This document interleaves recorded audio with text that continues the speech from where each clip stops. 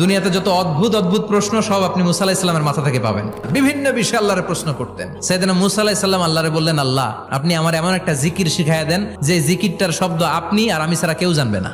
দিনে রাতে সব সময় এই জিকির আমি করব, আপনারে ডাকবো, কিন্তু শর্ত হলো এই জিকিরটা জানবে শুধু আপনি আর জানবো শুধু আমি। আল্লাহ বললেন, মুসা পড়ো লা ইলাহা ইল্লাল্লাহ। মুসা আলাইহিস সালাম কয়, মাবুদ এটা তো জাতীয় জিকির, সবাই জানে। আমি তো চাইছি এক্সেলেন্ট একটা জিকির, কারো কাছে নাই, শুধু আমি জানবো আর আমি পড়বো।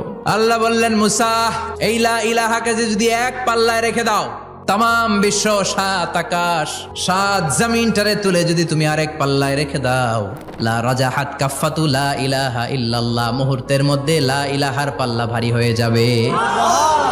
ও মুসা, তুমি যতই এক্সক্লুসিভ জিকির চাও, লা ইলাহার চেয়ে দামি জিকির আমার কাছে নাই।